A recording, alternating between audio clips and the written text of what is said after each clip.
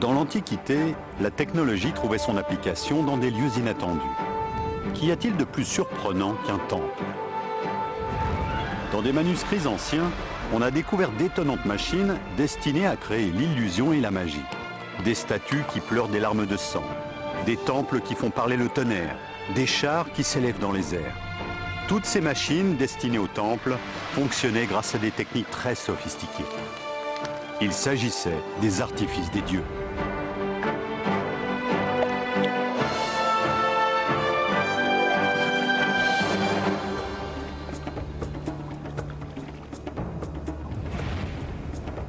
Aujourd'hui, nous sommes habitués à la munificence des temples antiques et aux dieux qu'ils étaient censés abriter.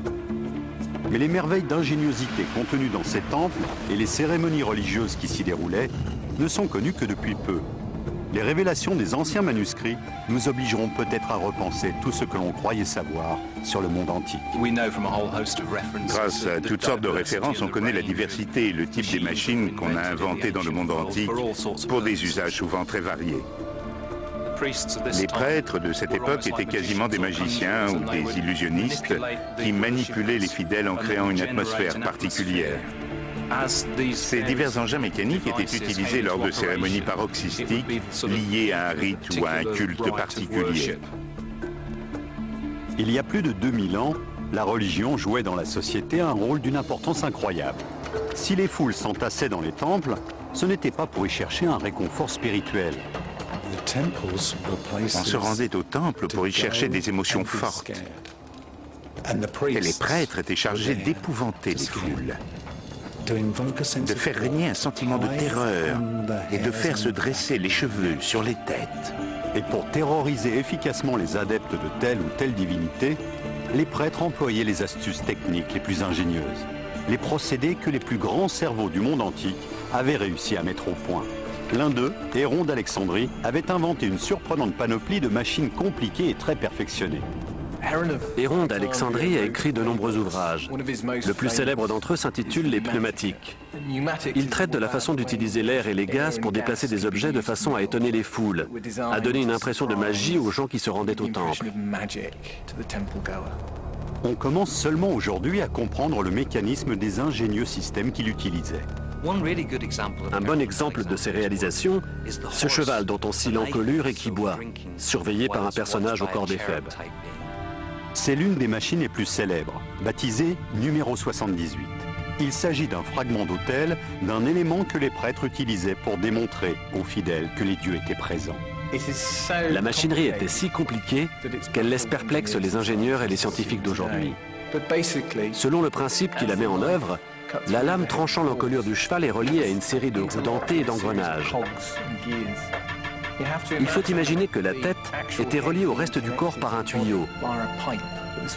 Il s'agissait d'un tuyau télescopique, si bien que plus la lame tranchait l'encolure, plus elle s'approchait du tuyau qu'elle finissait par trancher, plus elle actionnait de roues dentées qui, dent après dent, raboutaient à nouveau les deux parties du tuyau. Effet obtenu, le cheval semblait magiquement boire dans la main du prêtre. L'éphèbe considère le cheval d'un air courroucé parce qu'il ne fait rien. Et puis, quand on fait pivoter l'éphèbe, le cheval se met à boire. Sous la statuette de l'éphèbe se trouve un long tuyau percé d'un trou. Il y a un autre tuyau placé au-dessus, si bien qu'en faisant pivoter l'éphèbe, on expose ce trou. L'eau se déverse à travers l'éphèbe dans un réservoir situé au-dessous de lui. La pression de cette eau chasse l'air de la bouche du cheval qui aspire l'eau de la coupe. Les spectateurs ont l'impression que le cheval boit. La machine d'Héron était placée sur l'autel, à côté du prêtre. Grâce à cette technologie compliquée, cette machine automatisée parvenait à créer l'illusion convaincante et terrifiante que les dieux étaient parvenus à accomplir l'impossible. La présence d'une supercherie technique ou magique dans un contexte religieux n'a rien de très surprenant. Ces temples appartenaient à des institutions riches et puissantes. Les prêtres souhaitaient conserver leur rang. Ils étaient prêts à saisir tous les moyens qui se présentaient pour maintenir ou renforcer leur position. Si les prêtres prédisaient l'avenir en examinant les entrailles des animaux, ce n'était que l'une des techniques employées pour s'assurer de la soumission de leurs fidèles. D'autres méthodes, moins macabres, relevaient d'une stupéfiante virtuosité technique et scientifique. Mais ce genre de secret était jalousement gardé. À l'intérieur de la plupart des temples, il y avait un secteur séparé, le sanctuaire. Les fidèles ne pouvaient le voir qu'à travers une seule ouverture. Il s'agissait d'un espace sacré plongé dans la pénombre. Ce retrait sacré était un lieu très propice aux illusions magiques. Les temples sont délibérément plongés dans l'obscurité. Ce sont des édifices bâtis pour accentuer la sensation de mystère, parce que c'est une ambiance qui favorise la persuasion. Elle facilite la transmission du message. Au cours du 1er siècle de notre ère, Héron d'Alexandrie, s'inspirant des premiers traités de Ctésibios et de Philon, rédige un grand nombre d'ouvrages de mécanique et de mathématiques. Il conçoit des mécanismes capables de résoudre des problèmes pratiques et d'inspirer aux Alexandrins le respect des dieux. Quand il conçoit des projets pour un temple, il cherche délibérément quelque chose de magique et de mystérieux qui aura sur le peuple une influence spirituelle. L'un des engins les plus célèbres conçus par Héron représente un archer et un dragon. Cet ensemble étonnant n'était pas un ornement d'autel ordinaire. Grâce à une connaissance approfondie de l'hydraulique, Héron crée un archer capable de lancer des flèches sur le dragon qui, touché, se met à rugir. C'est sans doute le plus célèbre de tous les modèles conçus par Héron d'Alexandrie. La plupart des auteurs du Moyen-Âge qui ont traduit ces traités ont été fascinés par cette pièce particulière. L'argument est assez vaguement inspiré des travaux d'Hercule, qui, sous les traits d'un archer, envoie ses flèches sur un dragon. Exploit qui lui donne accès aux pommes d'or du jardin des Hespérides. Pour produire des sons, cette machine fonctionne grâce à la pression de l'eau. Voici le mécanisme intérieur dissimulé sous l'archer. La partie pneumatique se compose de 2 récipients, un supérieur qui contient l'eau et un inférieur qui est clos. Dans la partie médiane du récipient supérieur se trouve une soupape conique qui, une fois soulevée, permet à l'eau de passer du récipient supérieur dans le récipient inférieur. Quand le niveau d'eau monte dans le récipient inférieur, l'air se trouve refoulé par ce petit tuyau qui traverse le dragon et sort par sa gueule. Cet air comprimé fait vibrer le roseau placé dans la gueule du dragon et lui fait produire un son. Ingénieux procédé. En soulevant la pomme d'or, le manipulateur déclenche à la fois le geste de l'archer qui tire sa flèche et le mécanisme hydraulique. Grâce au mouvement de l'eau à travers les soupapes, le déplacement d'air produit déclenche le rugissement du dragon furieux. Ce n'est sûrement pas par hasard qu'Héron trouve à Alexandrie des débouchés immédiats pour ses inventions. Depuis sa fondation par Alexandre le Grand, Alexandrie est une ville cosmopolite qui brasse tous les peuples de l'Orient méditerranéen. Alexandrie, c'était la ville où Orient et Occident se rejoignaient. Aux vieilles traditions égyptiennes se mêlaient les nouveaux mathématiciens grecs, les savants, les ingénieurs et les érudits de toutes sortes. Ils puisaient dans les vieilles connaissances que recélaient les temples égyptiens. Alexandrie n'a jamais été considérée comme une ville égyptienne, car les Égyptiens n'aimaient pas la mer Méditerranée. Ils avaient bâti leur ville sur les berges du Nil. Alexandrie, elle, a été fondée par les Grecs, qui étaient un peuple de marins. Ils avaient besoin de la Méditerranée pour leurs négoces. Alexandrie était une cité multiculturelle, multireligieuse, multiethnique, où tous s'efforçaient de vivre ensemble. Pour un prêtre d'Alexandrie, la concurrence est très rude. Le succès se mesure au nombre de fervents fidèles qu'il parvient à attirer dans son temple par les trucages les plus susceptibles d'inspirer le respect. Si l'on considère toutes les religions pratiquées à Alexandrie, on constate qu'on y célébrait les cultes les plus mystérieux et les plus secrets, comme celui d'Isis. Mais on y pratiquait aussi des religions d'État qui n'avaient plus grand-chose à voir avec la magie des dieux. Elles étaient là pour assurer le maintien du statu quo.